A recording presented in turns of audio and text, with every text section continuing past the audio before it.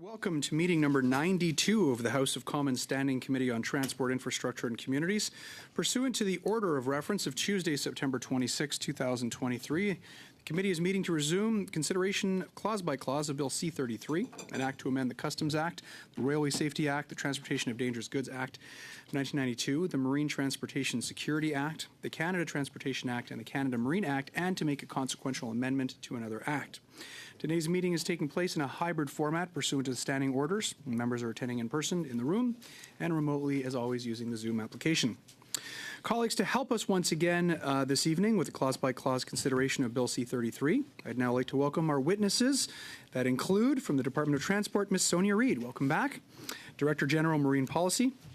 Heather Moriarty, Director, Ports Policy. Welcome again.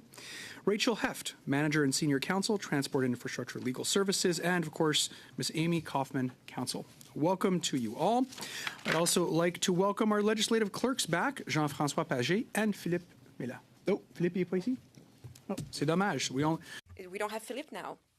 Half the capacity of our legislative clerk department. We have Mr. Mela joining us. But he has 23 years experience, so we are in good hands. Colleagues, where we left off at our last meeting was, I believe, block 4.1. Correct me if I'm wrong, Mr. Clerk. And we had a sub-amendment that was proposed by Mr. Badaway, which I believe was submitted to all members. And for that, Mr. Badaway, I'll turn it back over to you to get things started. Thank you, Mr. Chairman. You are correct. I did submit a sub-amendment, and I just want to give some reason why. And I'm sure all members recognize that the port authorities do operate under a letters patent, and that contains a lot of the allowable activities that are governed by their letters patent. And if you look to this section in the Canada Marine Act, you'll see that subsections 2A and 2B both reference the letters patent. Mr. Chairman, if we're proposing to create a new class of allowable port activities like joint ventures, I think they should also be specified within the letters patent for the port authorities, as are all other activities. This would help us be consistent and to make sure there's appropriate oversight over these entities. I know that the members' previous related amendments all made reference to the letters patent, and so I'd like to propose a sub-amendment here that inserts that specific language just to be consistent. So therefore, Mr. Chairman, I do, under 1.1, Section 28 of the Act, is amended by adding the following after subsection 2, 2.1, and the key part is the first part, to the extent authorized in each participating port authority's letters patent, and then it goes on to 2 or more port authorities may jointly, through a corporation, partnership, or a joint venture, association, or other entity whose shares or other ownership interests are all held by port authorities engage in the activities referred to in subsection 2. Thank you very much, Mr. Badaway. I just wanted to confirm that all members did indeed receive it. And Monsieur Savard-Tremblay, je pense que vous avez reçu l'amendement. Je ne l'avais pas eu, mais mon collègue ici me l'a.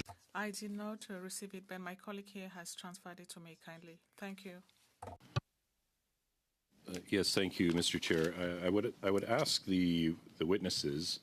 I don't know how many of the letters patent you're familiar with or have access to. I guess my question would be, does the sub-amendment proposed by Mr. Badaway render the rest? Are there any letters patent that would authorize this in any way, or is there prohibitions to that? I guess I understand what Mr. Badaway is doing. I even think it's probably a good idea, but does that clause negative the second part of the clause? Do any of the letters patent allow for this type of collaboration that Mr. Barcelou-Duval envisioned with his amendment, or do the letters patent specifically forbid it? I guess I'm trying to just get an idea of what do the letters patent say, and does it allow for collaboration in any of them?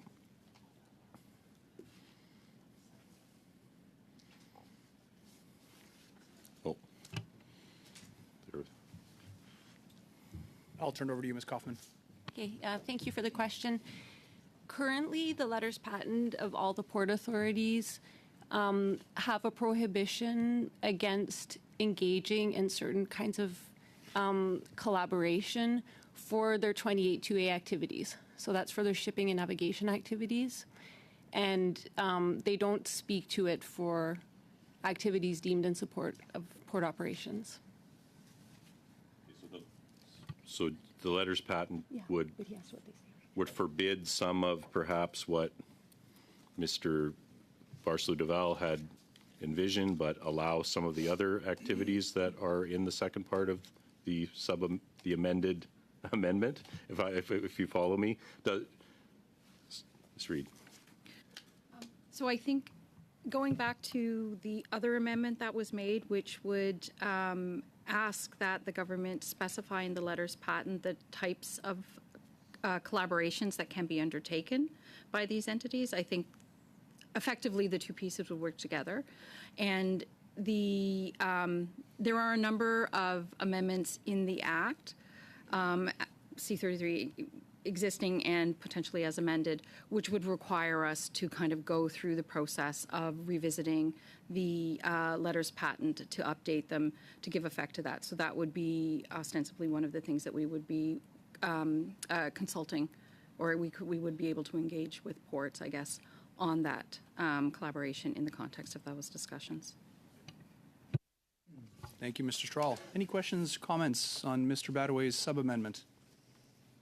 Question, commentaire? Seeing none, we'll go to a vote on Mr. Badaway's sub-amendment. Madam Clerk. Sure. Mr. Badaway. Oui. Monsieur Iacono.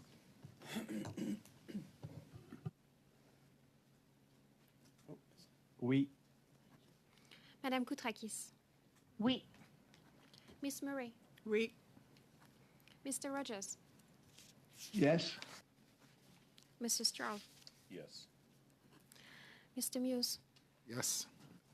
Mr. Crum. In favor. Mr. Lewis. Yes. Mr. Savard-Tremblay. Oui. Mr. Backrack. 11 yeas, 0 nays. Sub-amendment carries. We'll now go back to discussion on Block 4.1. Pas de questions, commentaires? Questions or comments? None. We'll go to a vote on Block 4.1 as amended, Madam Clerk. Mr. Badaway. Oui. Monsieur Iacono. Oui. Madame Koutrakis. Oui. Miss Murray. Oui. Mr. Rogers. Yes. Mr. Straub. Yes. Mr. Muse. Yes. Mr. Crum. Yes. Mr. Lewis. Yes. Monsieur Savard-Tremblay. Oui. Mr. Backrack. 11 yeas, 0 nays. Thank you very much. The amendment carries. We will now go to a vote on whether or not 108 as amended carries. Madam Clerk. Mr. Badaway. Oui. Monsieur Iacono. Oui. Madame Koutrakis. Oui. Miss Murray. Oui. Mr. Rogers.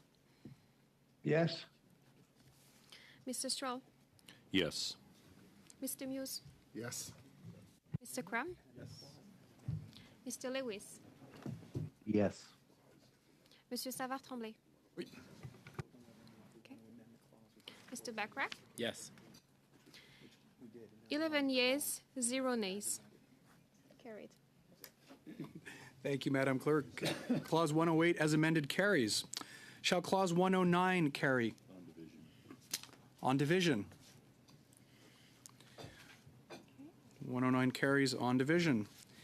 Clause 110, and for that we will go to CPC 7. Mr. Strahl.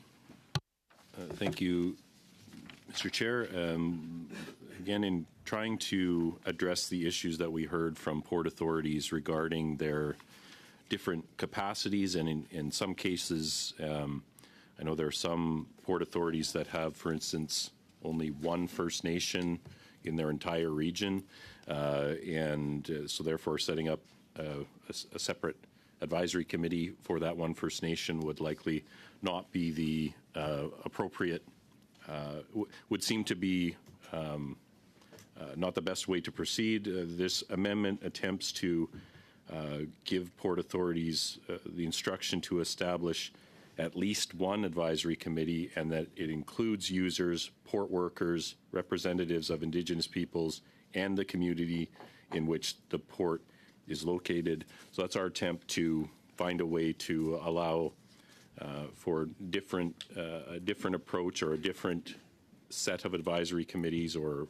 the onerous nature of the advisory committees won't be applied to each and every port authority in the same fashion. So that's the spirit in which the amendment is given. I know there are some other options that we can discuss as well through other parties' amendments, but that was our attempt to be more flexible for the port authorities in question.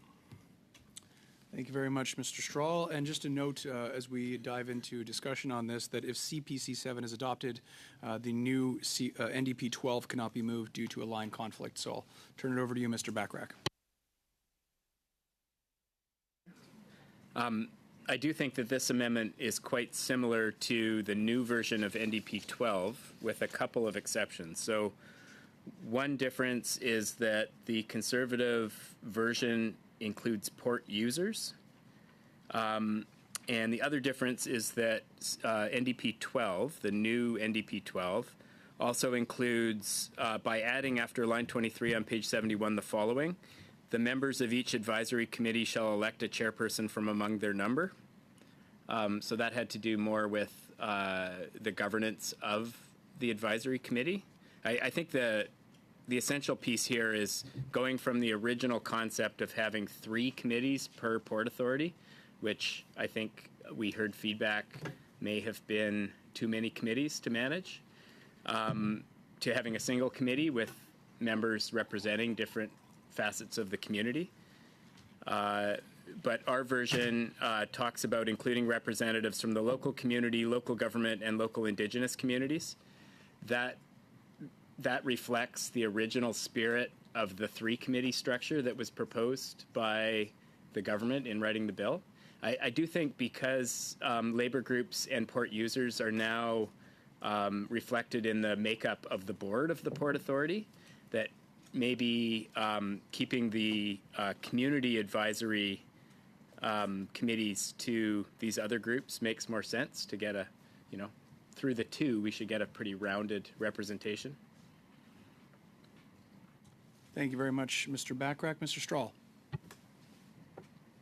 I would tend to agree with Mr. Bachrach that I'd be interested to hear him parse out the elect the chairperson portion of that, but I think our attempt to include port workers and port users was before the amendments had been made to the board selection process in earlier amendments. So I would, after hearing perhaps that explanation about the chair part, I would be prepared to withdraw and defer to new NDP 12 if that was because I think Mr. Bachrach has identified where there was a previous attempt to include groups that has been captured now by the new advisory process for board appointments. Thank you, Mr. Strahl. Do I have unanimous consent for Mr. Strahl to withdraw? I would like, before I do that, I would like to get his explanation of the 1.1 in NDP 12, which it talks about electing a chairperson. I think this follows somewhat in parallel the rationale that the committee followed in not allowing the minister to appoint the chair of the board of the Port Authority. It assigns that role to the committee members. I think for these advisory committees to be effective in representing the community, they they need to have a certain amount of independence, and electing their own chair perhaps can be an aspect of that. But it was more to ensure that, I think, how do you put this? I've seen advisory committees, and not necessarily in the port environment, but I've seen advisory committees that are managed very carefully by the entity that they're advising, and that they can almost become a bit of a PR exercise, or they lose. What we want here is a really honest. I have a check, so you give me your check?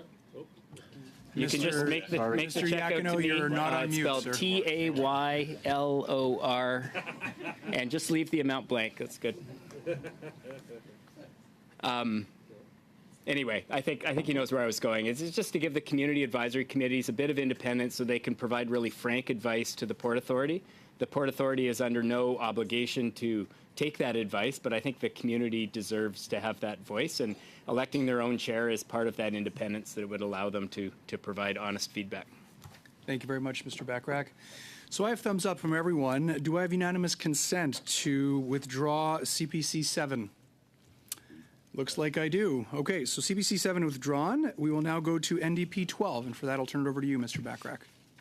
I don't think I need to talk any more Okay. than Any other questions, comments on much as NDP you want 12? to. Seeing none, we will go to a vote on NDP 12. Madam Clerk. Mr. Baraway, Yes. Monsieur Iacono, Yes. Madame Koutrakis, Oui. Miss Murray, Yes. Mr. Rogers, Yes. Mr. Stroll, Yes. Mr. Muse, Yes. Mr. Crum, Yes. Mr. Lewis, Yes. Monsieur Savard-Tremblay, Oui. Mr. Bachrach, Yes. 11 yeas, 0 nays. Thank you very much, Madam Clerk. NDP 12 carries. Shall NDP 13 carry? Mr. Bachrach? I'll carry.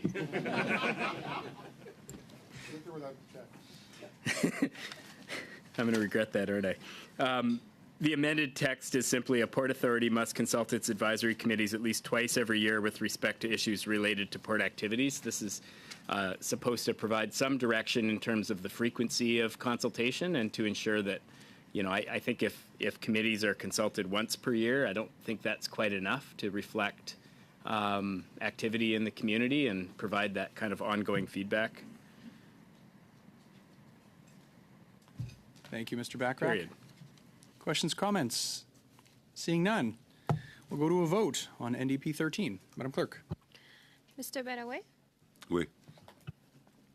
Monsieur Iacono, Oui. Madame Koutrakis, Oui.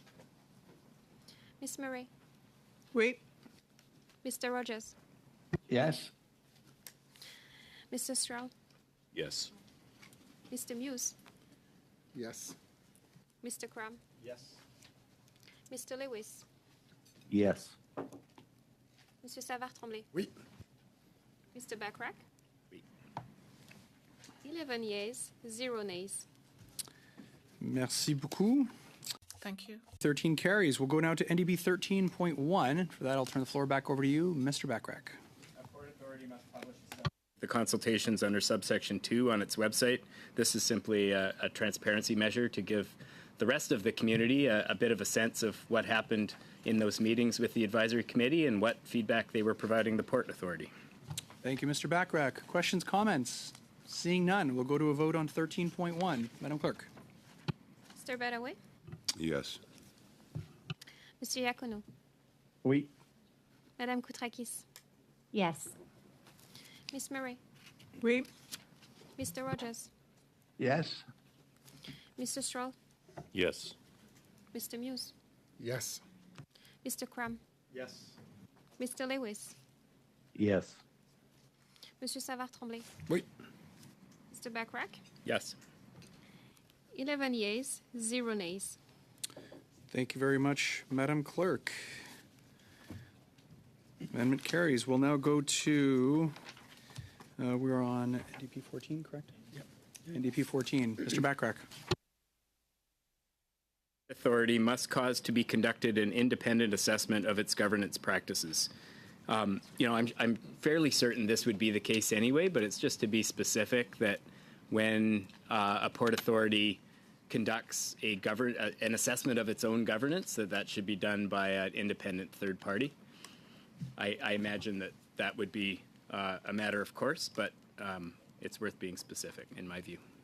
Thank you, Mr. Backrack. Questions or comments, colleagues? Seeing none, we'll go to a vote on NDP 14. Madam Clerk. Mr. Baraway, Yes. Mr. Iacono, Yes. Madame Koutrakis, Oui. Miss Murray, Oui. Mr. Rogers, Yes. Mr. Straw, Yes. Mr. Muse, Yes. Mr. Crum, Yes. Mr. Lewis, Madam Clerk, I couldn't hear. Yes. I'm sorry. Thank you. Yeah, yes, thank you. okay. Monsieur Savard-Tremblay, Oui. It's a different kind of play. Mr. Backrack, Mr. Backrack, Yes. 11 yeas, 0 nays. NDP 14 carries. Thank you very much, Madam Clerk. Shall Clause 110 as amended carry, colleagues? Madam Clerk. Mr. Baraway, Yes. Mr. Iacono,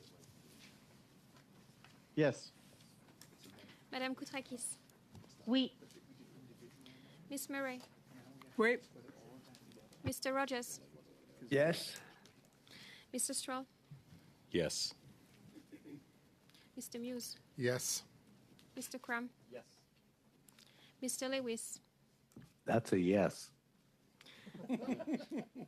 Monsieur Savard-Tremblay, Oui. Mr. Backrack, Yes. 11 yeas, 0 nays. Clause 110 as amended carries. Thank you, Madam Clerk. Shall Clause 111 carry, colleagues? On division. Shall 112 carry? On division. We'll now go to Clause 113 and Bloc 4.2. Et pour ça, je vous passe la parole, Monsieur Savard-Tremblay. Oui, mais c'est très simple, en fait. It's very simple. As you've seen in the amendment, it's as was mentioned during the testimonies before this committee. We're talking about coverage for the small ports. The annual operating revenue exceeds 20,000, and for some ports like the one in Vancouver, we're talking about 200,000. So Tom could be covered by that proposal.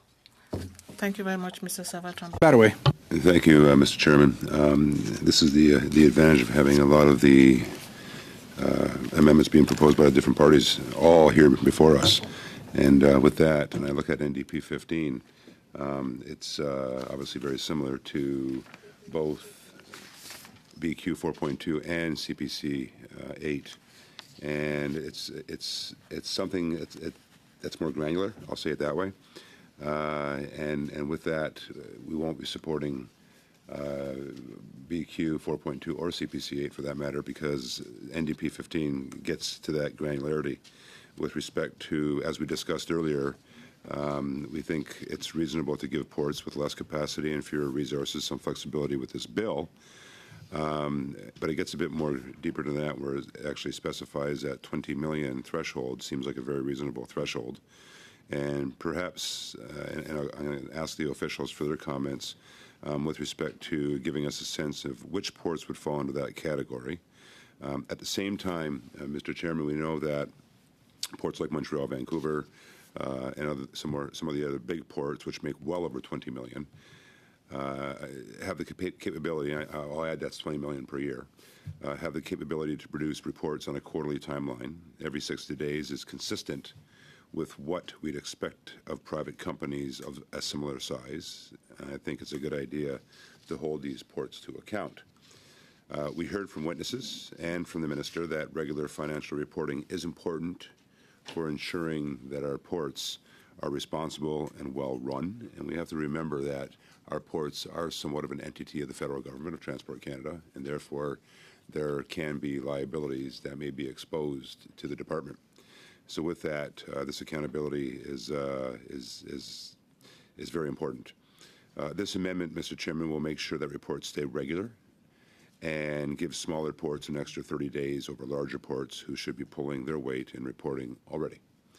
So with that, we will be supporting NDP 15 and not supporting BQ 4.2, or for the matter, I'll even skip ahead to CPC 8 because we feel that NDP 15 will suffice in terms of the intent of the direction both the others are taking.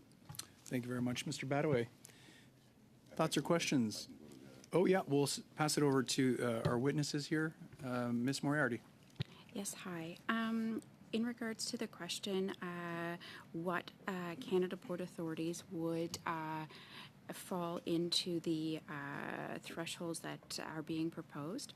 So based on financial information within the past 12 to 24 months, we would have approximately 8 of the 17 Canada Port Authorities having annual incomes in excess of $20 million, with 9 of the 17 falling below that threshold. And I'll just read out the Canada Port Authorities that are above the 20 million, just for clarity. First is the Vancouver Fraser Port Authority, the Prince Rupert Port Authority, Montreal Port Authority, the Toronto Port Authority, Quebec, Halifax, Hamilton, Oshawa, and St. John. Those are the 8 that would have earnings over $20 million. Thank you, Ms. Moriarty. Questions or comments? Questions, commentaires, chers collègues? Okay, seeing none, we will go to a vote on Block 4.2, and for that, I will turn it over to you, Madam Clerk. Mr. Badaway? No. Monsieur Iacono? No. Madame Koutrakis? No. Ms. Murray? No. Mr. Rogers? No. Mr. Straw? Yes. Mr. Muse? Yes. Mr. Crum? Yes. Mr. Lewis? Yes. Monsieur Savard-Tremblay? Oui. Mr. Backrack? No.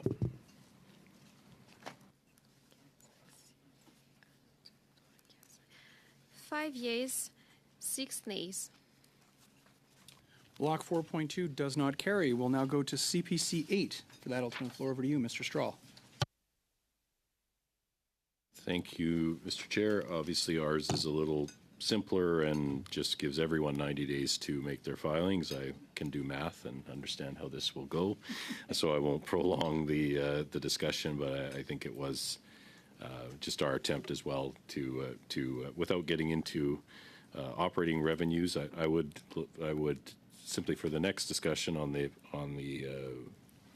NDP 15, I would love to hear how 20 million was chosen.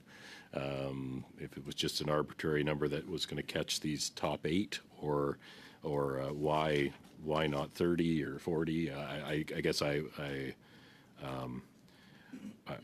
would say for a number like that, that number will be out of date very quickly over time. I don't know how often the Canada Marine Act will be updated, but a fixed number like that, given growth, inflation, and all the rest of it, will eventually, I guess, capture more than those 8, I would imagine.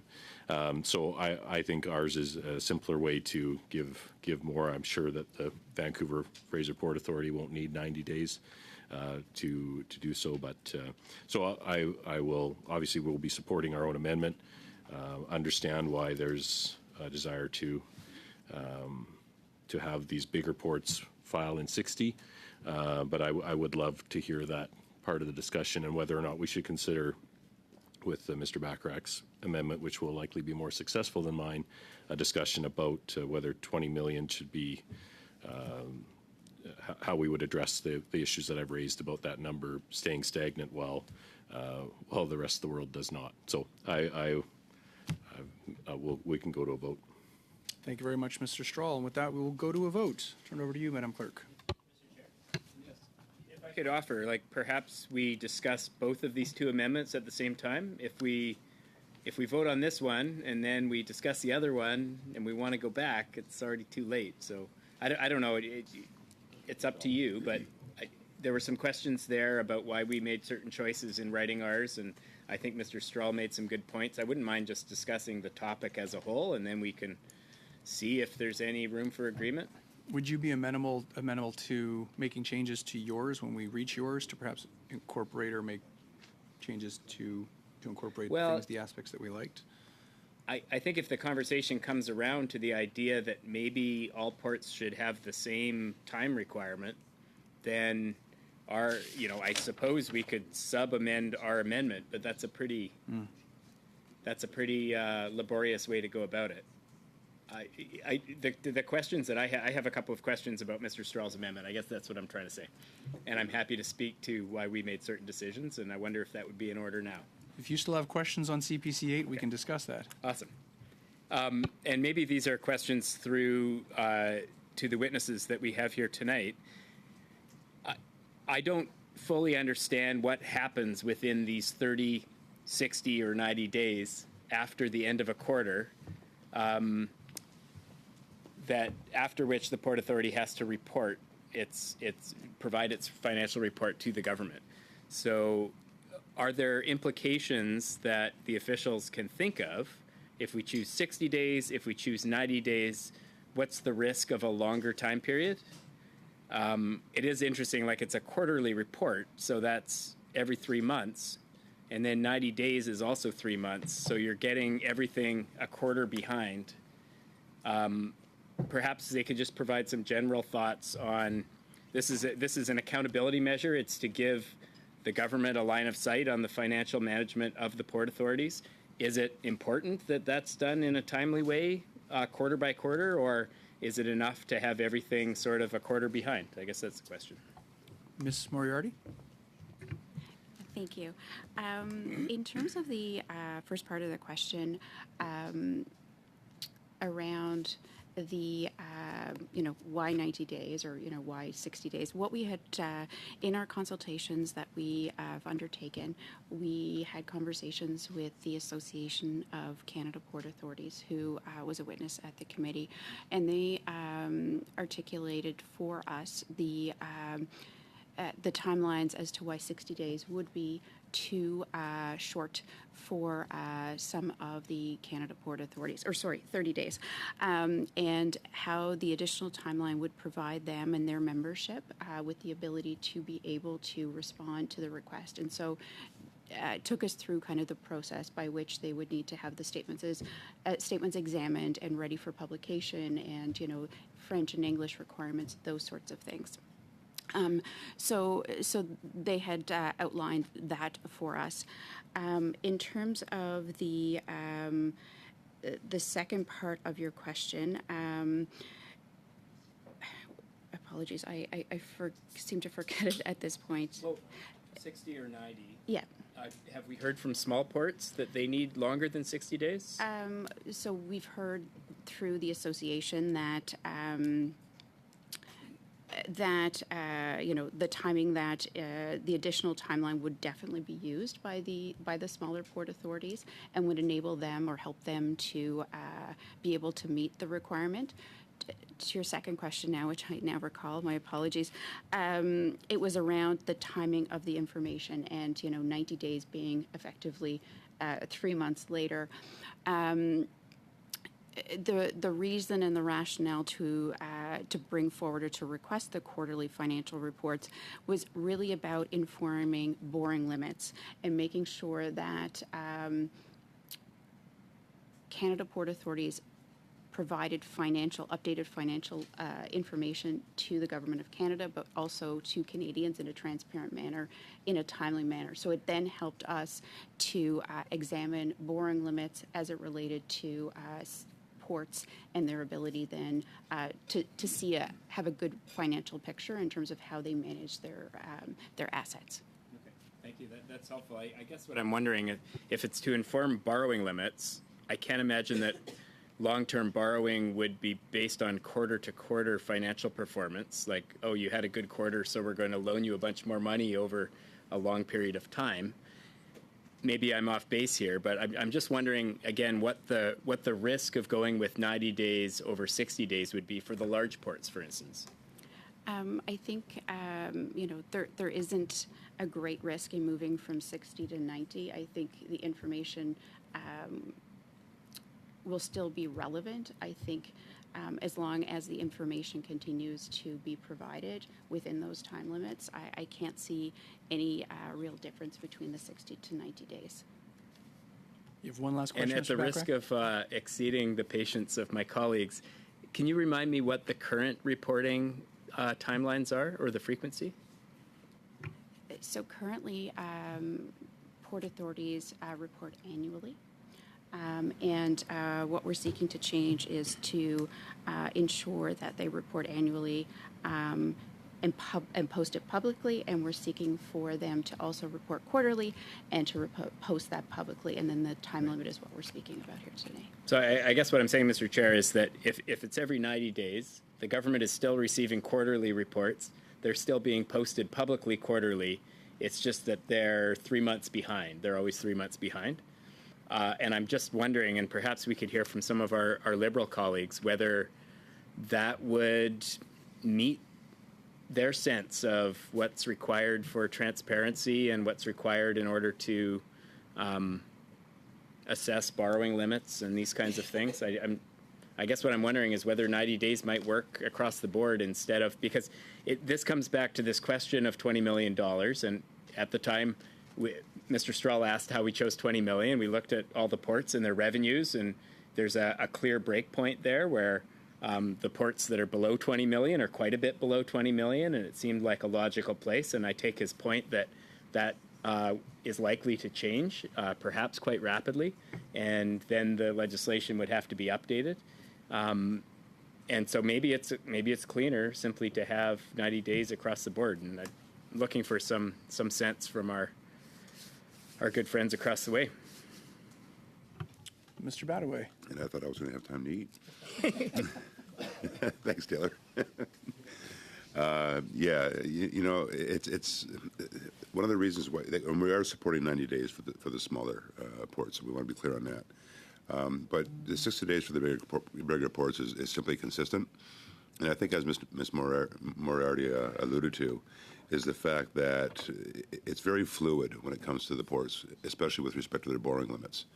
And in meeting with the port authorities, even beyond this process of Bill C-33, especially over the last couple of days, this was a topic of discussion.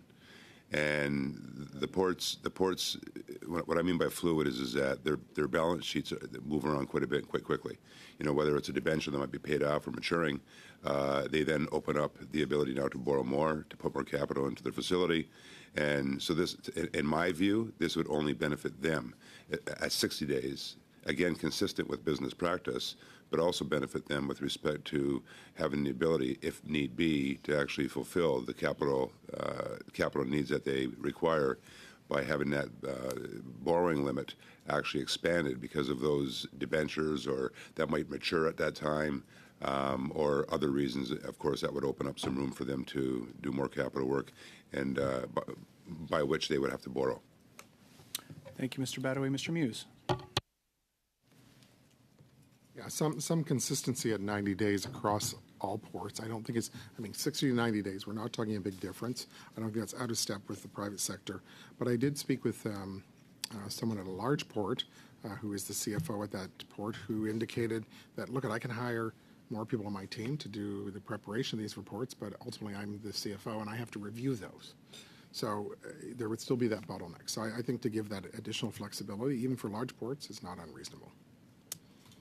Thank you, Mr. Muse. Mr. Bachrach. Thank you, Mr. Chair. To Mr. Badaway's point, would there be anything preventing the larger ports from reporting 2 weeks after the quarter, or a month, more promptly, in the event that they wanted to get the information to the government so they could have their borrowing limits reassessed? 90 days is the maximum. The ports have told us they can do it in 60 days or less. I imagine if there was some change that opened up higher borrowing limits, they'd be quite motivated to deliver those reports to the government. Is there anything, would there be anything in this bill to stop them from meeting a tighter timeline if there was a reason to? Do you mean prevent them from publishing earlier if they wanted to? Well, what we heard is that part of the reason that the government is requiring ports to provide these quarterly financial reports is to inform the assessment of their borrowing limits. And what Mr. Badaway was saying was that their financials might be quite fluid and there might be changes, and something might happen that they think would open up more ability to borrow. In such an instance, couldn't they complete the quarterly report faster than the 60-day timeline and get it off to the government and say, can you assess it based on this? Certainly there would be nothing in the legislation that would prevent them from doing so, as far as I'm aware. They could do it faster if they can do it faster. So I guess what 90 days does is it provides flexibility for ports that are stretched for capacity or for whatever reason they need that 90 days, especially the smaller ports. For larger ports, it's only to their benefit to get the report in early because the government is using those reports in order to assess their borrowing limits. Maybe I'm missing something here, but I think finding a way to get around the $20 million threshold could be a useful thing, because then we don't have to go back into the legislation and change it again. Seems an obvious solution, Mr. Chair. But I guess I'm looking to Mr. Badaway if that's something he could come around to, or whether he's... I can. Okay. Yeah. Okay, I've just received word that Mr. Yakino just lost power, and therefore he's no longer online. Checks in the mail? Checks. She didn't write the power check quick enough.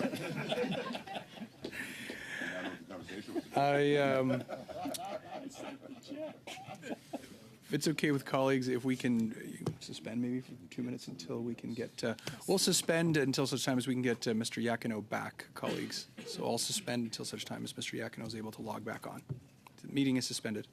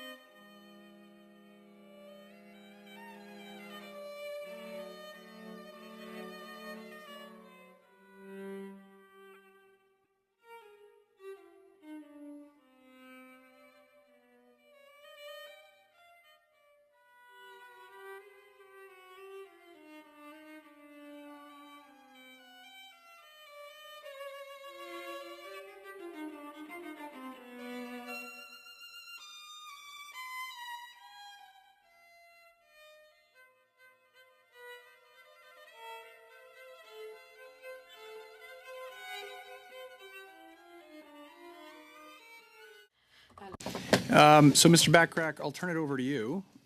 See where we're going to go with CPC 8 and NDP 15. Any thoughts on that? Okay, well, I'm happy to vote on our amendment, and we can try to amend it to the point where we come together around some sort of solution. One idea was indexing the 20 million to inflation. I think there was some talk about that. Anyway. So I'll turn it over to you, Mr. Straw. Yeah, I guess what we heard, I think there was some talk perhaps when we were offline there, but we heard that there was nothing preventing these 8 large ports for whom it may be advantageous to file more than or in a shorter time period from filing in a shorter time period. Perhaps they can reach the 30 days that the department originally envisioned when they were doing the consultations. Up to 90 days for all ports makes it uniform. You don't have to worry about a financial threshold that will be, again, stagnant. Tagging something to inflation, I don't know how easy that is to do in a piece of legislation. Do you have to get very specific about how what are you talking? Are you talking about CPI? Or are you talking what are you? I think you get further away from the clarity that we are seeking here. So I think our amendment is very clean. It will cover all port authorities and will allow port authorities the flexibility to file within 30, 60, or 90 days, whatever they are capable of doing and whatever is to their advantage. So I don't quite see how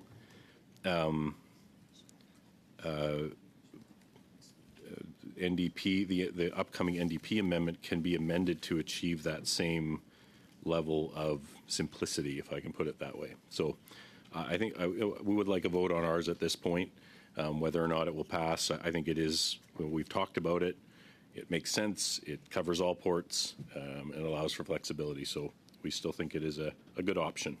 Thank you very much, Mr. Strahl. I do see that we have Mr. Iachino back joining us on his cell phone. However, I've been given the indication that it's not clear enough to be able to clearly identify whether or not he's voting in favor or against. Hello.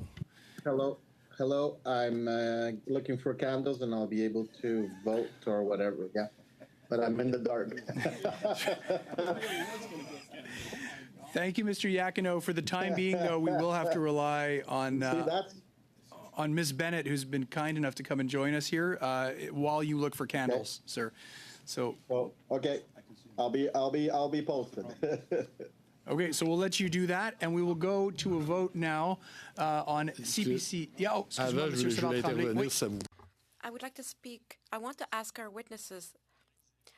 My colleague opposite gave us the information that 60 days is close to the international accounting norms. Can our witnesses confirm that this is true? Ms. Reed?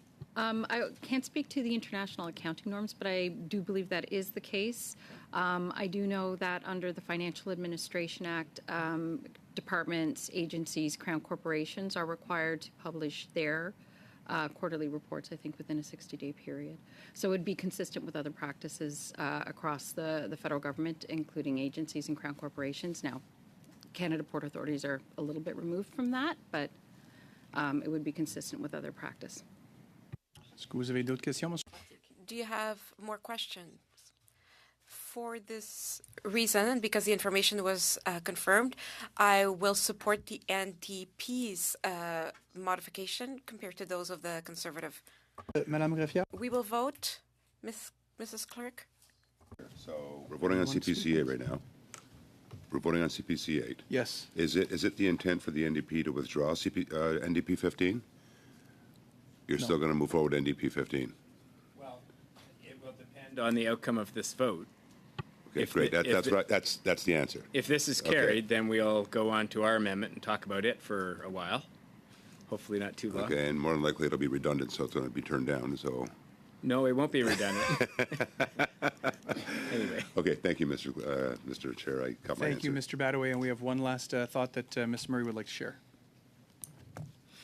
Well, thank you. I mean, I found it a bit confusing to talk about quarterly reports, which assumes every 90 days within a 60-day period. So I guess each of those reports have to be submitted within 2 months, but there are 4 of them throughout the year. So that's what we just heard is the norm.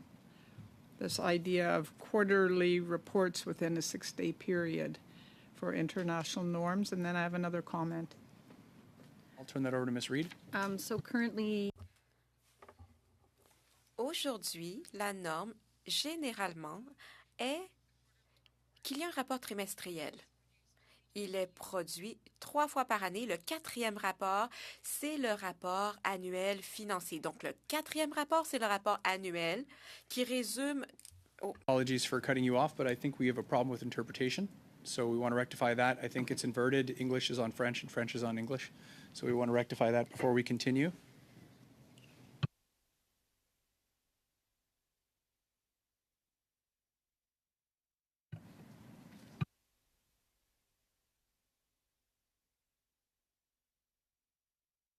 You can proceed, Ms. Reed. My apologies. okay. So that is the standard that every quarter, within a 60-day period, there is a quarterly report. There's 3 quarterly reports, and then the 4th report is the annual report, which summarizes the entirety of the financial year. Okay, so I'm just wondering if we're conflating the quarterly report, which is every 90 days, 3 times a year, with the 60-day period within which it has to be submitted. I'm not sure if that's true, but my comment would be let's keep things simple. I mean, doing more reports when we're not absolutely clear that that's necessary just costs money and keeps people busy. I don't see that having a report every 60 days will improve the performance of the port necessarily. So I'm supportive of the 90-day approach. Thank you, Ms. Murray. I just want to inform colleagues that we are going to have to use your vote, Ms. Bennett. We do not have the approval to have Mr. Iachino vote, and I want to apologize to Mr. Iachino, but it's not getting the thumbs up from the team here. My apologies, Mr. Iachino. Until you get power back, we're unfortunately not going to be able to count your vote. You are lucky, though. We do have a colleague here, Ms. Bennett, who has joined us, and she will be replacing you for the purposes of this meeting. Till the power comes back. Thank you, Mr. Iachino. So with that, I'll turn over to Mr. So I think if we're going to wish to align with the the international standard or the governmental standard, you can't. Then everyone needs to do it within 60 days. I just don't know if this standard is suddenly now the new thing that we are primarily concerned about, then everyone else is just going to have to buckle up and get it done in 60 days. If we're allowing flexibility, if the standard should apply to everyone, or it should be, we should allow for everyone to go outside of the standard. I don't know how we have as our logic for going. So the big ports can comply, the smaller ports can't. But it's still an international standard, or it's still a government standard. So I'm not sure how we, how we can say that that's a very important standard, but here's the criteria for which it is no longer very important. It's either important or it's not. We can either adjust around it, as has been said, that the port authorities do not have to, they have more flexibility. So again, I think we are getting down into a little bit of a, the need for this two classes of reporting kind of evaporates if we're able to do it this way. So I think it should either be, we should either abandon this as collectively, say the international standard, the department was right, the legislation is correct, it must be 60 days, and we've all heard from the ports, but they need to just deal with it. So I think we either need to abandon all of these attempts to give flexibility and stick to the international standard, or whatever standard we're saying is 60 days, or go to 90 days to allow simplicity and allow everyone the flexibility to report within 90 days, is my opinion. Thank you, Mr. Strahl. I don't see any further questions or comments. Juste un ajout là-dessus, c'est parce que I want to add something. The 90 days allow us to reduce the expenses for the small ports. We had a witness from the Vancouver port who said that he had 200,000 per year with the 60 days. But for the small ports, I think we could make some adjustments. I think that's the essence of the NDP amendment. Thank you, Mr. Savard-Tremblay. We shall vote. CPC 8. Mr. Baraway? No. Madame Bennett? No. Sorry. Madame Koutrakis? No. Miss Murray? No. Mr. Rogers? Mr. Rogers? You're on mute. Should be clearer now. Yeah. No. Mr. Strahl? Yes. Mr. Muse? Yes. Mr. Cram? Yes. Mr. Lewis? Yes. Monsieur Savard-Tremblay? Nope. Mr. Backrack? No.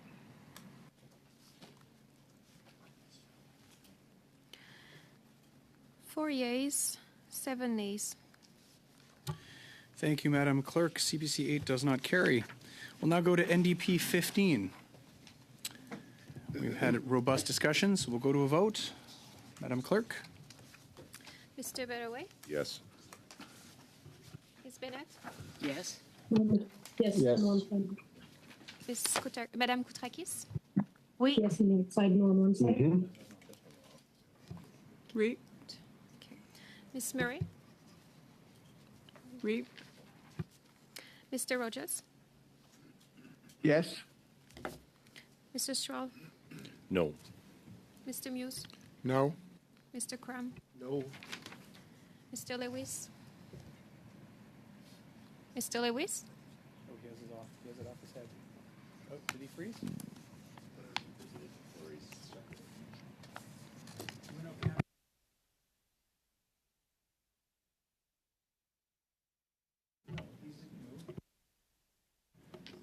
Chris? Mr. Lewis? Mr. Lewis? Mr. Lewis? Reminder. I'm so sorry. No. I did not hear that. I apologize, folks. Is Mark right there? Mark's here, and he voted no. I'm I gonna voted say no. Just to I'm gonna update say you, I no voted anyway. no. Yeah. I'm just going to say no. Thank you. Okay. Monsieur Savert-Tremblay? Oui. Mr. Backrack? Yes. 7 yes, 4 nays. It's carried. NDP 15 carries. New NDP 15 carries, excuse me. We'll now go to new NDP 15.1. And just, Mr. Yakino, I know that you have signs and you have yes and no on them. Just to give you the heads up, without wasting any of your time, until you get your power back, we won't be able to count your vote. And we have Ms. Bennett here who's voting on as a replacement on this committee. Okay, thank you, Mr. Bennett.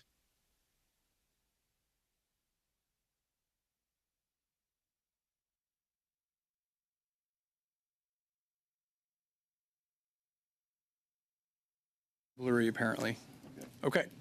So, colleagues, we'll now go to new NDP 15.1. For that, I'll turn the floor over to Mr. Backrack.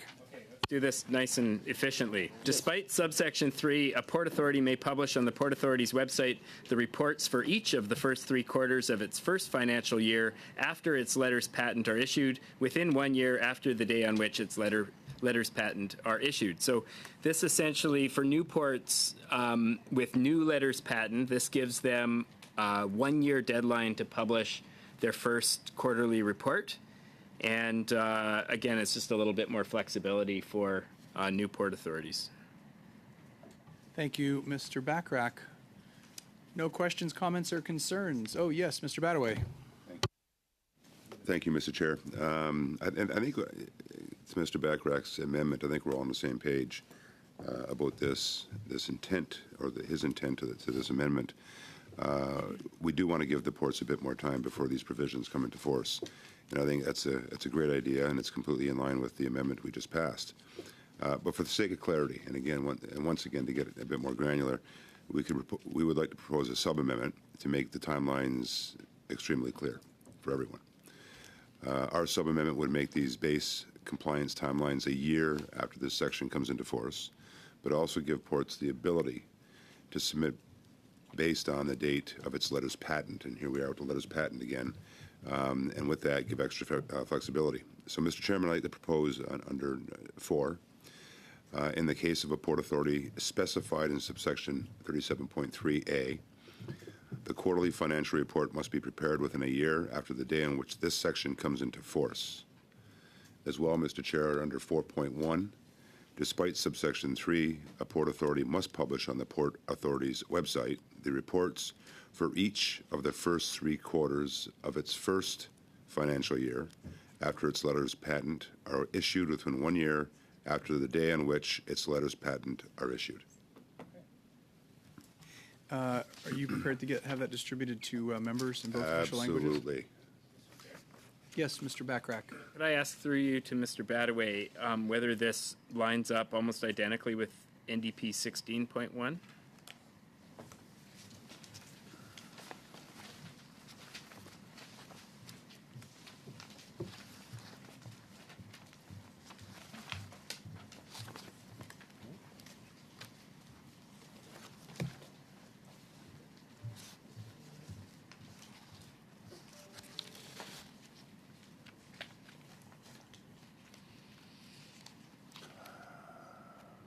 I still can't get over that your last amendment, which is like 25 pages. Which I'm going to read, which is You're why we gonna need read to it move through all these other ones swiftly.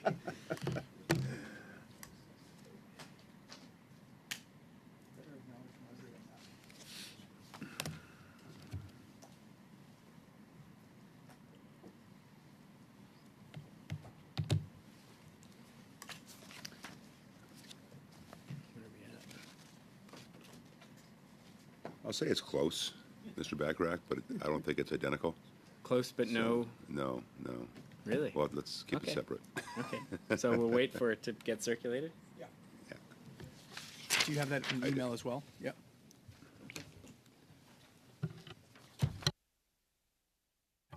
So we'll suspend until that's been circulated to all members in both official languages. The meeting is now suspended.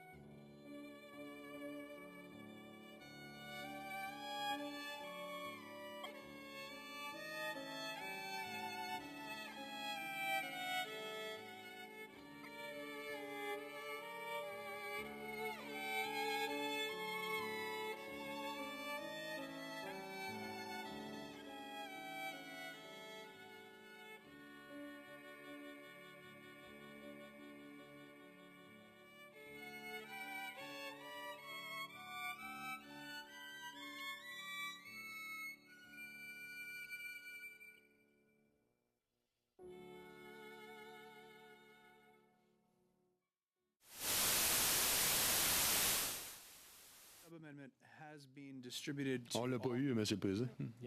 We didn't receive it, Chair. Pas encore? Pas distribué encore? Not yet. Ok, je pensais que c'était distribué à tout le monde. OK. We will wait another minute before it's distributed. Excuse-moi, Monsieur Savard-Tremblay, je pensais que c'était distribué à tous les membres. I'm sorry, Mr. Sawatample.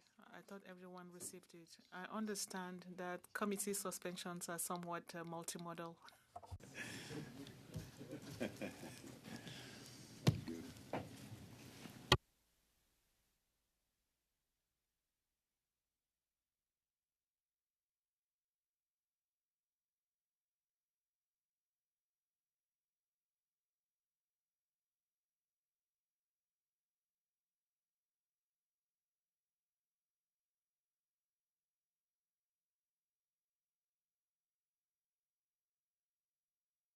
Donc là, je peux confirmer que c'était envoyé dans les deux langues.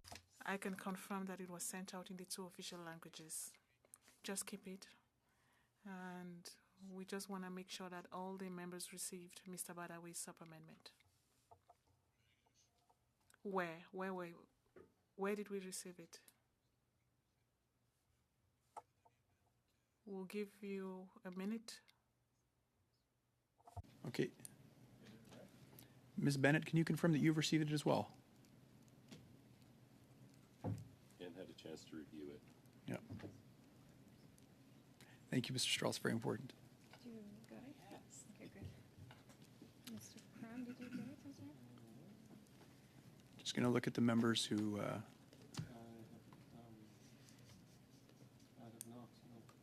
it might be sent. Probably sent. Okay.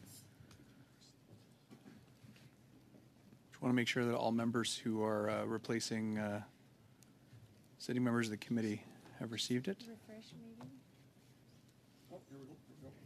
Wonderful. Okay, great. So now we've all received the sub-amendment of Mr. Badaway. Seeing no questions or comments, we will go to a vote on the sub-amendment. Madam Clerk. Mr. Baraway? Yes. Ms. Bennett? Yes. Madame Koutrakis? Oui. Ms. Murray? Wait. Mr. Rogers? Yes. Mr. Stroll? Yes. Mr. Muse? Yes. Mr. Crum? Yes. Mr. Lewis? Yes. Monsieur Savard-Tremblay? Oui. Mr. Backrack? Yes. 11 yeas, 0 nays. Sub-amendment carries. We will now go to a vote on NDP 15.1 as amended. Mr. Baraway? Yes. Miss Bennett? Yes. Madame Koutrakis?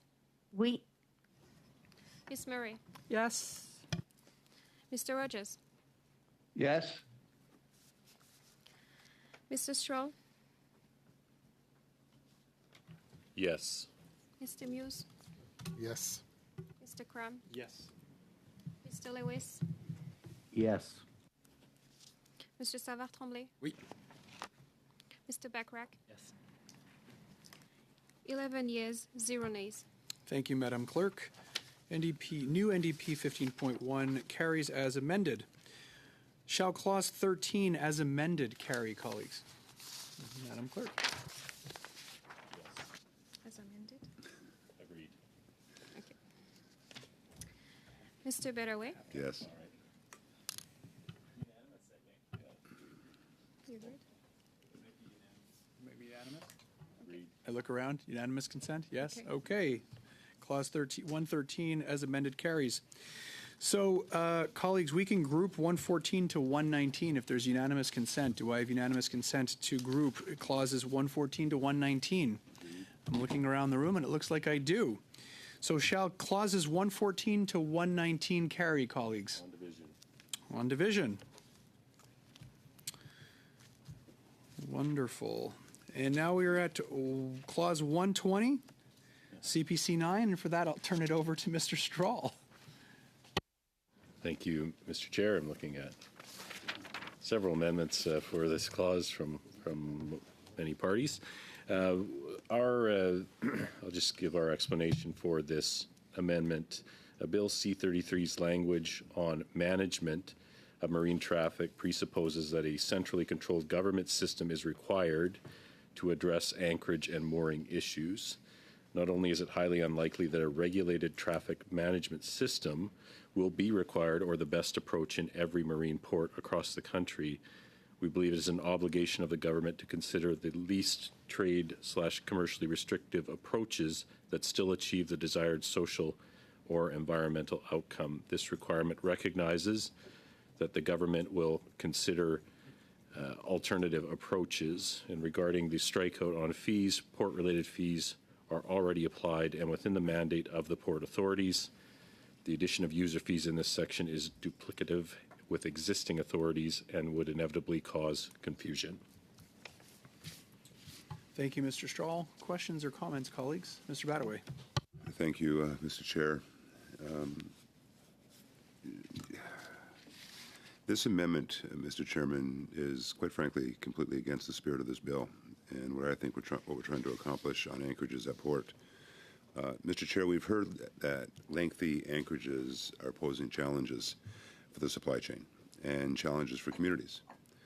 I think it's in everyone's best interest for vessels to move as quickly as possible in and out of ports, and I made that very clear. That does require management, and we want to be clear on our expectations of reports, to some extent even managing those expectations. We know that management will take a combination of measures to accomplish. That means, Mr. Chair, that we need to have the tools in the toolbox. This amendment is trying to get rid of an important one, which is the ability to impose fees. For example, this removes the notion of fee, which means fees couldn't be imposed through regulation.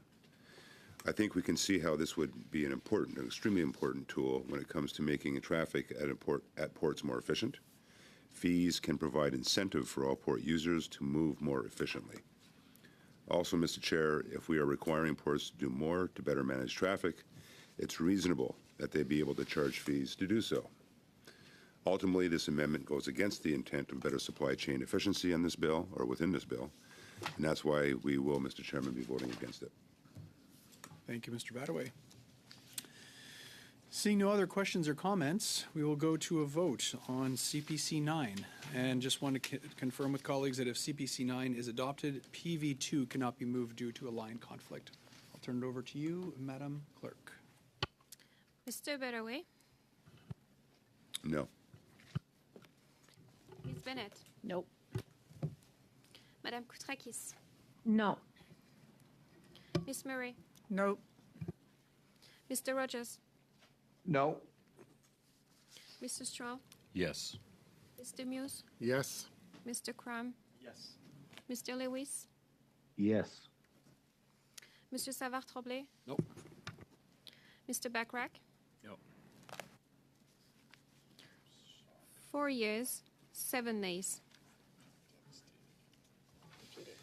CPC 9 does not carry. We will now go to PV 2, and for that I will turn the floor over to Ms. May. Ms. May, the floor is yours. Thank you, Mr. Chair, and I'm very grateful to have the floor. Thank you, colleagues. I'll be efficient with time. Look, this, as you've heard, the Port of Vancouver has massive inefficiencies, particularly in relation to the loading of bulk goods. This, of course, leads to the anchorages backing up.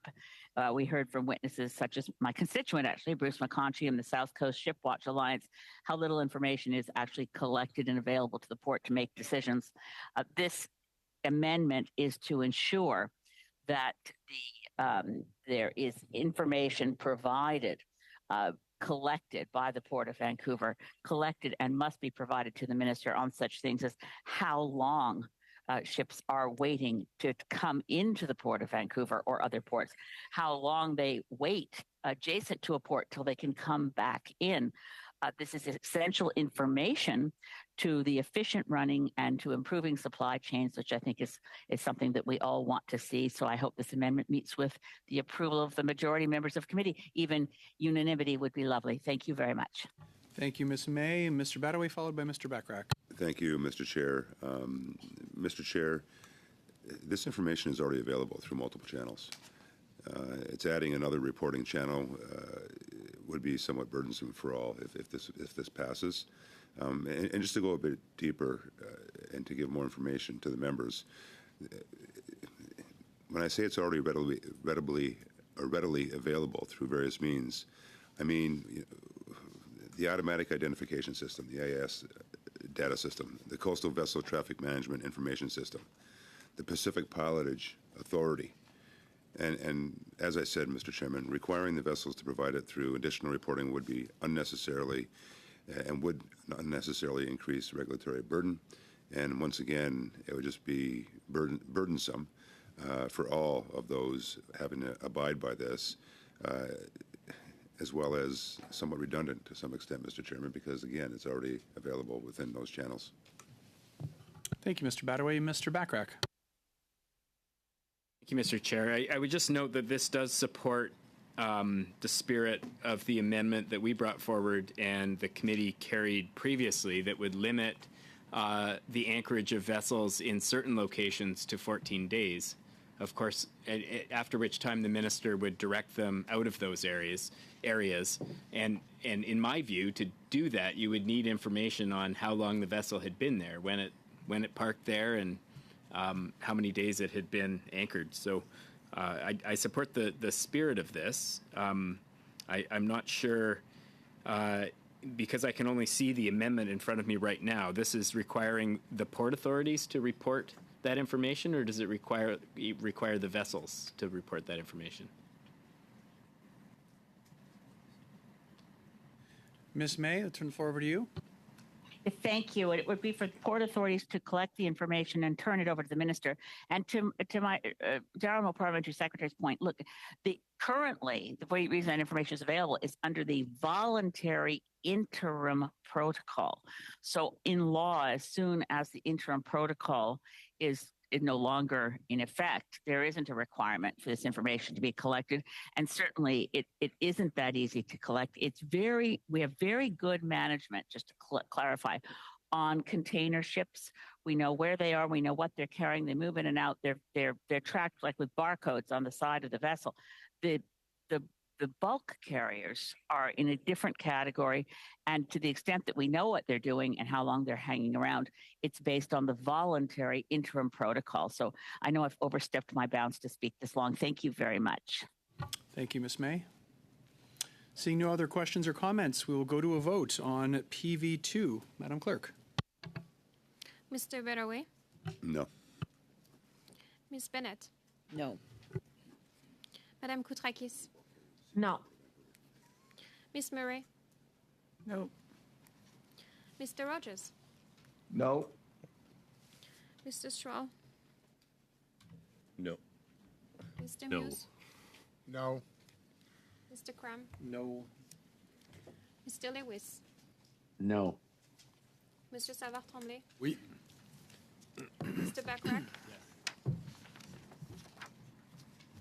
2 yeas, 9 nays.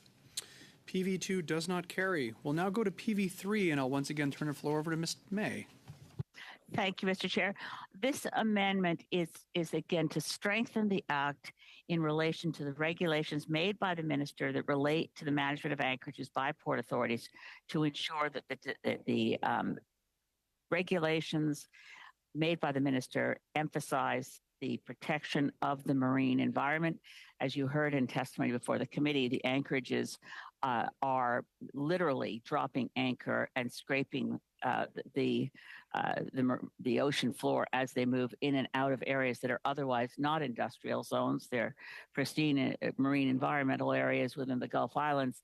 In the case of the Port of Vancouver and the anchorages up and down through my riding and riding of Cowichan, Malahat, Langford. There are a number of Nanaimo Ladysmith. These ridings are absolutely blanketed with anchorages that by their very definition are not respectful of the marine environment. This is to emphasize that aspect of decisions around anchorages. And thank you, and I hope you can support this. Thank you, Ms. May. Questions or comments? Mr. Bachrach, followed by Mr. Badaway. Thank you, Mr. Chair. Further to Ms. May's comments, I do note that this is very much consistent with the wording of NDP 6, which modified the purpose of the Marine Act to add language around managing traffic, including mooring and anchorage, in order to promote the efficiency of supply chains, as well as the protection of the environment and the well-being of communities in proximity to which vessels are regularly anchored. And I think this speaks specifically to regulations that the government creates, but it is consistent with one of the amendments that we've already passed as a committee. Thank you, Mr. Bachrach. Mr. Badaway. Not to belabor, I agree with Mr. Bachrach. We already provided for increased protection under NDP 6, and once again, this would be redundant. Thank you, colleagues. Seeing no other questions or comments, we'll go to a vote on PV3. Madam Clerk. Mr. Badaway? No. Ms. Bennett? No. Madame Koutrakis? No. Ms. Murray? Mr. Rogers? No. Mr. Straw? No. Mr. Muse? No. Mr. Crum? No. Mr. Lewis? No. Monsieur Savard-Tremblay? Oui. Mr. Bachrach? 2 yeas, 9 nays.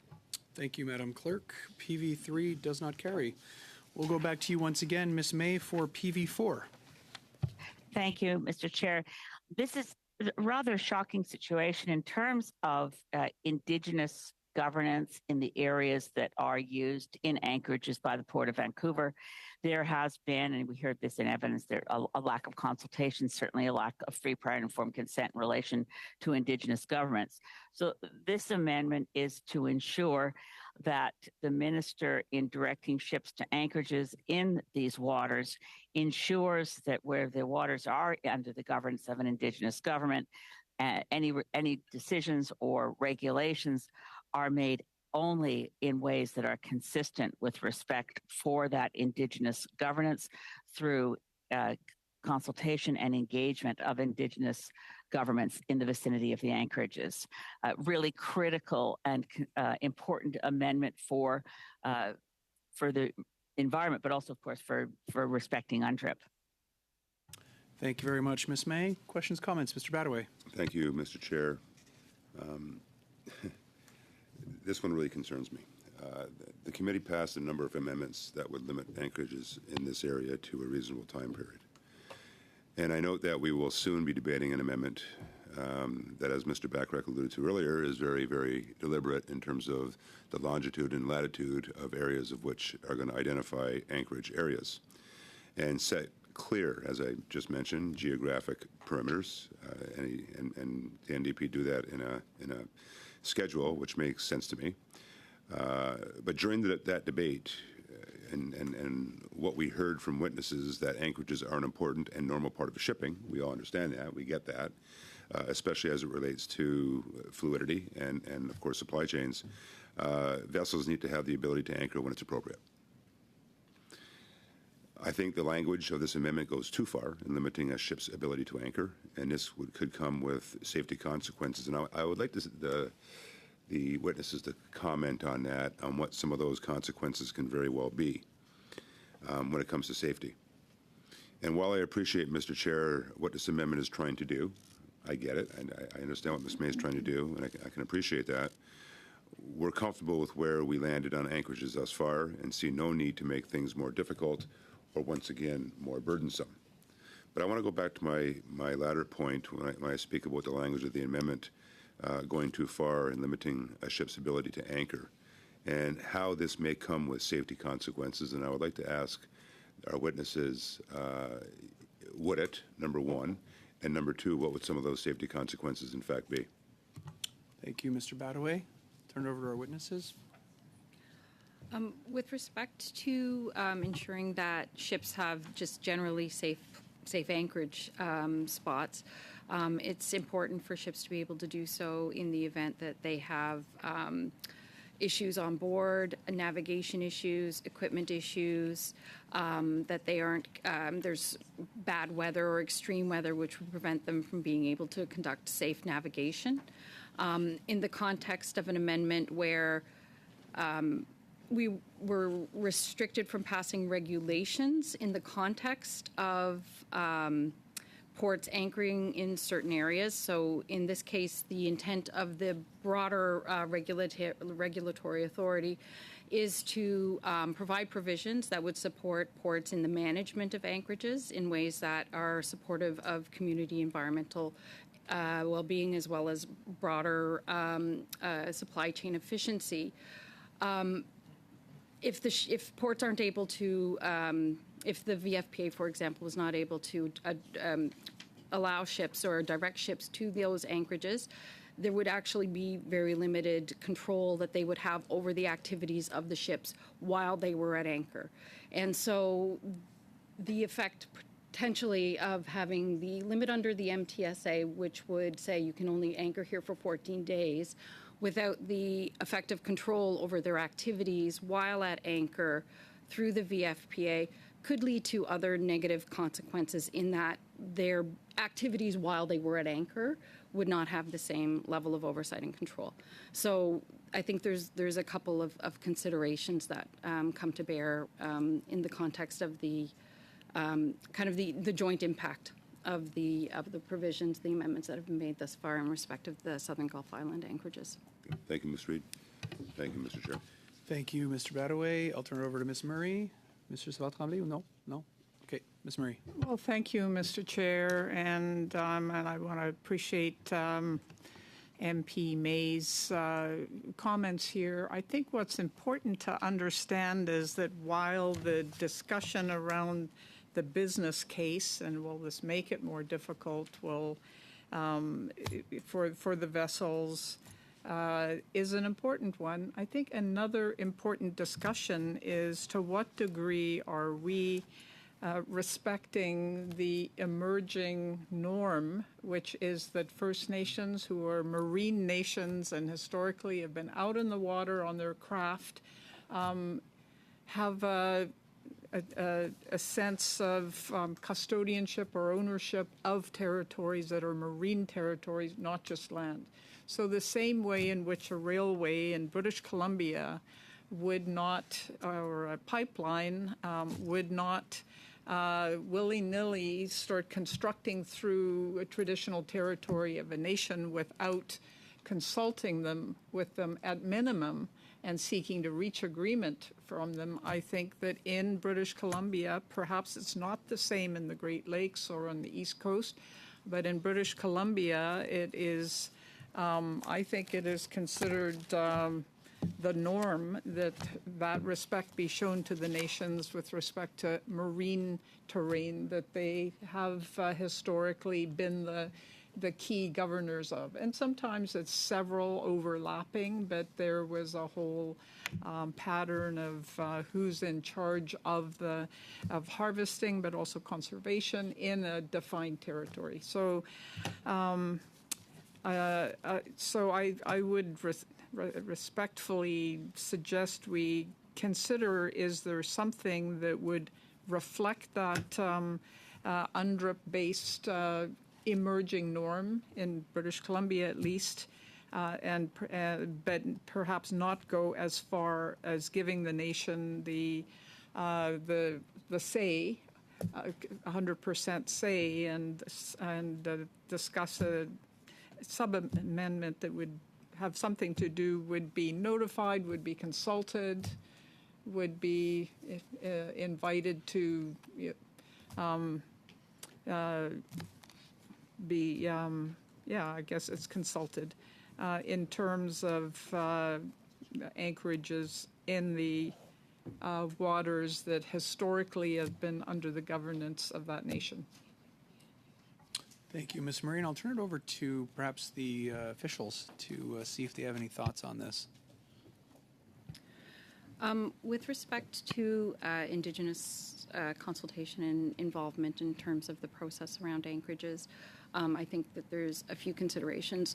The first is that we have, through C33, amended the CMA in a couple of ways to ensure that Indigenous and there's a recognition of the nature of Indigenous groups. as a, not just a stakeholder, they are, they have a special status that within the context of the CMA, and that's recognized through changes, I think, in the purpose of the Act. In addition, we've part of the changes is to add Indigenous groups as an advisory committee to broader port activities. So that is another mechanism for Indigenous groups to feed into the processes and the decision-making by the ports over time. I would note that in the context of the Southern Gulf Island anchorages, we have begun a process respecting Indigenous consultation that began in February of this year in terms of the governance of anchorages and the management or potential management of those anchorages by the VFPA. And that process is still ongoing, but it is meant to be a very robust process that reflects the nature and the traditional activities of Indigenous groups in those waters, and includes discussion in terms of their involvement in how those anchorages are to be managed into the future. So we are very cognizant of our obligations under in respect of Indigenous groups in the Southern Gulf Islands. I'm going to turn it over to Ms. May, who's been very patient, and then I'll turn it back over to you, Ms. Murray. Ms. May. Mr. Chair, I just want to thank Joyce Murray so much for her comments. I remember clearly being so shocked to discover that there'd been no consultation, even consultation with there are 4 First Nations within my riding. There are numerous First Nations through this territory, and none of them had ever been consulted by Vancouver and Fraser Port Authority about the use of the waters in a way that interrupted traditional activities of these Indigenous nations that are generally in a group called the Coast Salish Nations.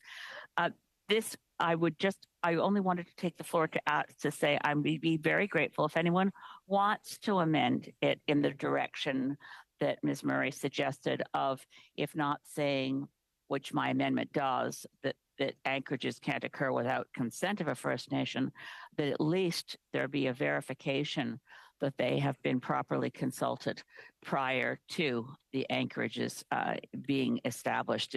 It's a very significant issue, and one that generates, as you can imagine, a lot of anger in local First Nations that they haven't been consulted ever, and that they've, I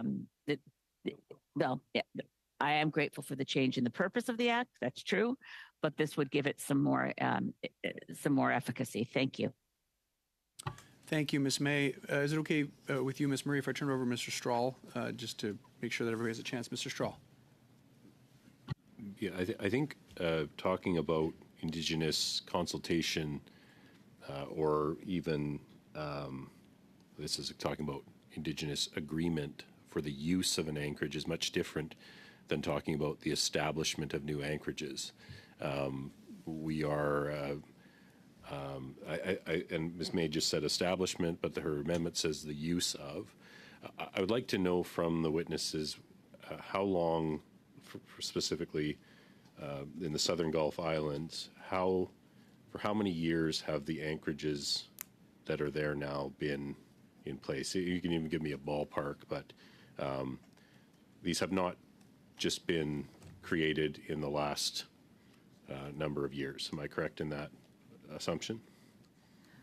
I would say that most of the anchorages were not officially created. Under the common law right of navigation, basically ships can anchor in safe places. And so the anchorages, as I understand, have been established through common law practice and rights over many, many, many years. So in some cases, probably since the 16 or 1700s, since basically ships have been coming to the Southern Gulf Islands. So some of those anchorages have been in use for a very prolonged period of time, is my understanding. I think as a British Columbian, I understand the importance of working with Indigenous nations to find a way to work together, and consultation is very important, and there's the need to there's a duty to consult, and there is that is all we all agree with that, but I think this has the potential to be very confusing and cause uncertainty in the marine environment. The entire area is now referred to as the Salish Sea. It is unclear to me with this amendment, what does it mean when it says in waters under the governance of an indigenous government?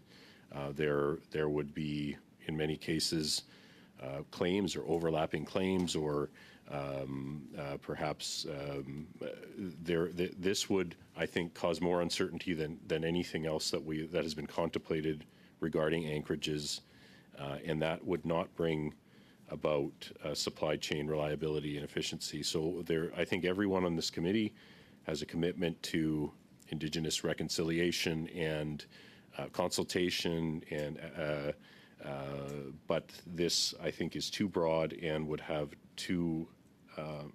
cause too much uncertainty in the way that it is written. Thank you, Mr. Strahl. Ms. Murray. Well, I think this is a great conversation that we're having here. And when I heard Ms. Reid talk about the things that are already being done, this is about making it explicit that those things need to be done. And I'm wondering whether there's a way to have a sub-amendment that is not creating a whole new, potential set of barriers to the effective and efficient use of the ports and the supply chain, but actually explicitly lays out the obligation to do what we're doing and be consistent with it. Turn it over to any one of our witnesses that wants to take a stab at that. I think we would have to look at the proposed amendment and give it some consideration. I couldn't speak to that right away. Thank you, Ms. Reid. Colleagues, do we want to, we're ready to go to a vote on PV4? I don't see any objection. Madam Clerk. Mr. Berouet? No. Monsieur Iacono? No. Madame Koutrakis? No. Miss Murray? No. Mr. Rogers? No. Mr. Strahl? No. Mr. Muse? No. Mr. Crum? No. Mr. Lewis? No. Monsieur Savard-Tremblay? Oui. Mr. Backrack? Yes. 2 yeas, 9 nays. Thank you, Madam Clerk. PV4 does not carry, and I will once again go back to Ms. May for PV5. Thank you. Thank you, Mr. Chair. This is a very significant amendment and very close. I'm not sure if there's advice about Bloc Québécois 5 and if there's a conflict if this one carries, if you can still consider Bloc 5. I'm not sure if that's worth reviewing at this point or if I should just speak to my amendment. I look for your guidance on that point, Mr. Chair or the clerk.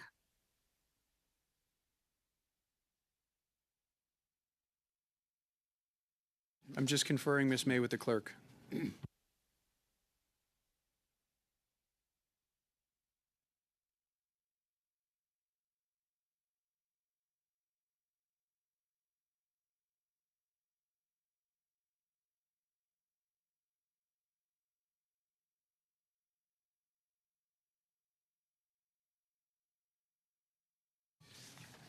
Okay, so we're going to let the committee move forward on this and take care of it. Do you want me to turn the floor over to you, Ms. May? Are you?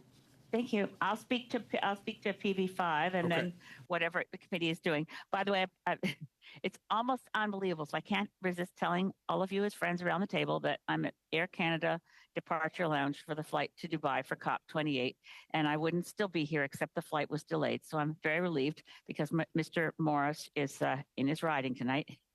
He could rush here, but anyway.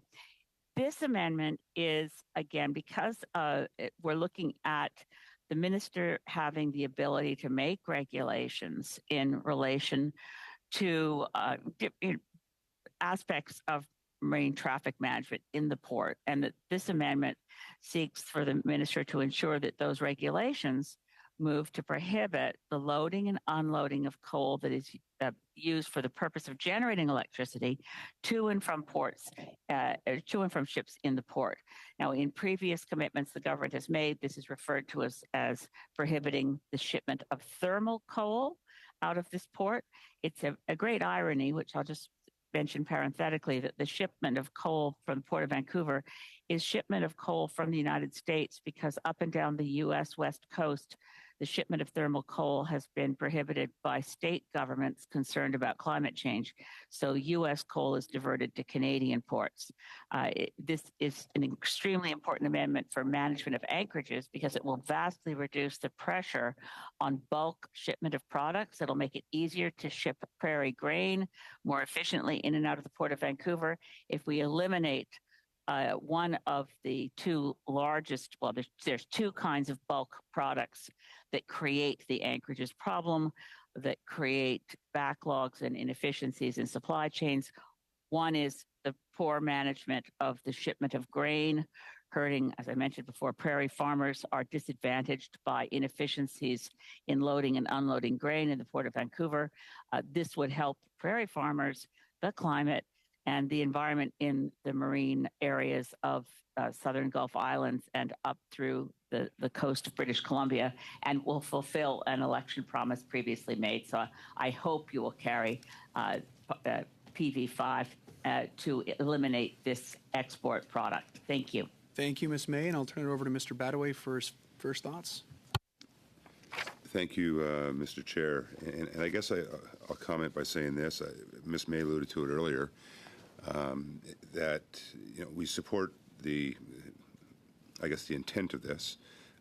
It's not something that we dislike, but we do prefer BQ5, which is more specific. You asked the question earlier, is it either or?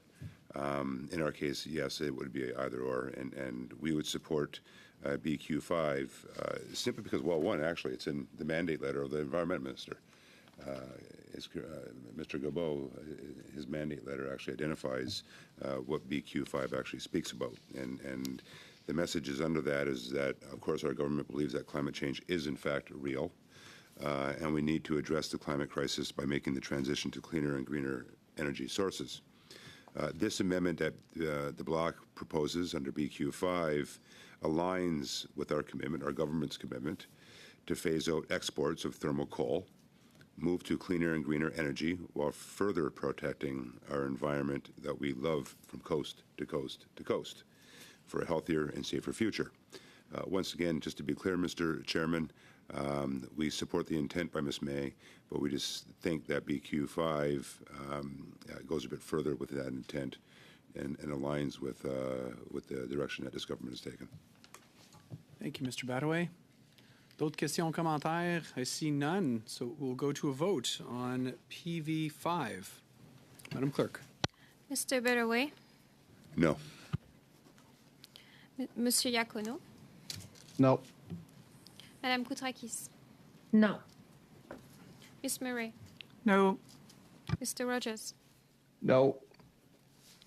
Mr. Stroll? No. Mr. Muse? No. Mr. Cram? No. Mr. Lewis? No. Mr. Savard-Tremblay? Nope. Mr. Backrack? Yes. Okay. That's why I was asking. 1 yes, 10 nays. Thank you, Madame Clerk. Colleagues, that was a good day's work. Je vous remercie sincèrement pour votre travail ce soir. I want to thank our... Thank you sincerely for your work. You have the joy, witnesses, of coming back. Monsieur le Président, pour la minute restante, est-ce qu'on aurait... Mr. Chair, for the remaining minutes, don't you think we'll have time to vote on the next one? We have a minute, we could start. But I think it's going to be a longer discussion. That's what I've heard, at least. Discussion than 1 minute, colleagues, and possibly much longer than 10 or 15 minutes. So, for Block 5. Did you hear my sigh? So do I have agreement to adjourn the meeting, colleagues? This meeting stands adjourned. Merci tout le monde. Bonne soirée. Thank you, everyone. Good evening.